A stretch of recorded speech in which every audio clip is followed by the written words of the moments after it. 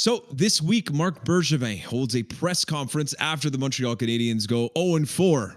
They remained 0-5 after this press conference, but here Marc Bergevin does give a little bit of an update, of course, for Joel Edmundson, who's away and staying with his father, who is in a battle with cancer right now. So we're wishing all the best, of course, to Joel Edmundson and his family in this tough time. He does address, of course, the situation, which is the Montreal Canadiens' poor play, and giving a little bit of the reason why he thinks it's happening. And we touched on this last week with regards to what was wrong with the Montreal Canadiens. Now, seemingly, with this win against the Detroit Red Wings, the big win, 6-1, we think that, this could be a step forward.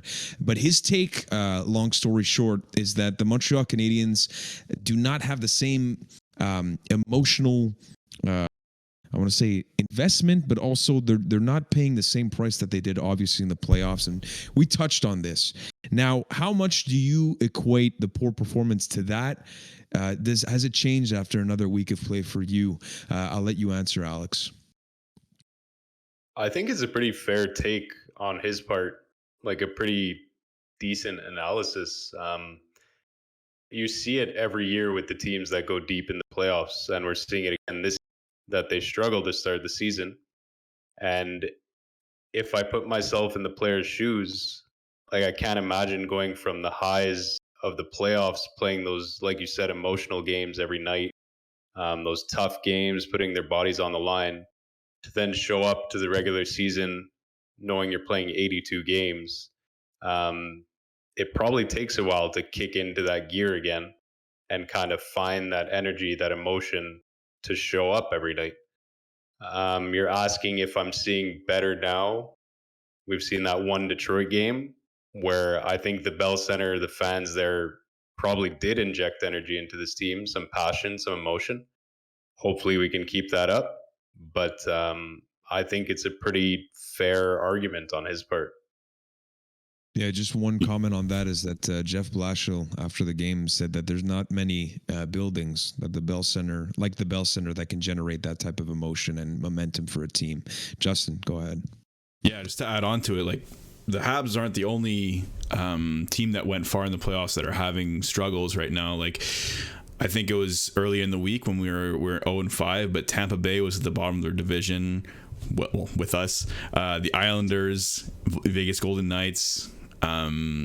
They're all struggling. So it's all teams that have made it far in the playoffs, and I guess they're having trouble with the emotional investment, like you put it, or maybe just there's also the fatigue factor. Like they have less time to recuperate, less time to train in the summer. So there's also that factor, and obviously teams change and stuff. So yeah, I think it's normal, and it's normal for teams in the playoffs to struggle a bit in the regular season. Yeah, and he did reiterate that there's no excuses, and they have to put their work boots on and just get to work and put their head down. All of the classic cliches that need to go with that statement. We'll leave because you talked about the struggles, and I do want to talk about the Maple Leafs later on in today's show. So we'll get into them specifically because obviously there's always been a little bit of tension between us and the Maple Leafs and our fan bases. So we'll get into that later. The last point I wanted to touch on this press conference by Marc Bergevin has to do with this quote here, and I'll play it right now. Again, power of technology. Marc, you answered Richard's question about your contract, but I understand what you're saying. But I'm just, 10 years in any job is a long time. In a perfect world, if Marc Bergevin controlled all the strings and pulled all the strings, do you want to be back? Yes, but I do still control the string. Like I'm totally in charge. And like always in the past, when I make something significant, I always run it by not only the people works with me, which either Scott Mellon, but also run it by Jeff, tell him what I do, why I do it. So nothing has changed that way. I'm pretty transparent. And as far as that's concerned, nothing has changed too. You want to be back here? Yeah, in a perfect world, yeah. Okay. That's it. So it's the quote here is a bit confusing, and I do want to get your quick takes here and folks back at home. as well, please feel free to contact us, whether it be on YouTube, comments down below, or in our Discord server that we started. Again, link down below. But Marc Bergevin is saying, in a perfect world, he'd like to stay with the Montreal Canadiens. What does that mean? Because the word on the street, there's a couple of words on the street. We spoke about the rumor to LA, meeting up with Philly Cheesesteak, who has 1 goal. Good for him, Philly. And Luc Robitaille, that's over there. But what does it mean to you guys? Is it a money thing? Is it president of hockey ops? Like this is obviously hypothetical. This is all speculation. We have no information. But let's pretend here. What do you guys think of this situation, and why? What would make this perfect world, in the words of? Let's start with you, Justin. I mean, I don't know. Obviously, I don't know Marc Bergevin personally. I saw him once on the canal walking by, shirtless, might I add. That's nuts. Yeah, I'm not sure where I was going with this, actually. But no, sorry. Yeah, I don't know if Marc Bergevin is a greedy individual, but I would think that the Canadiens organization would be able to dish out a sizable contract for Marc Bergevin.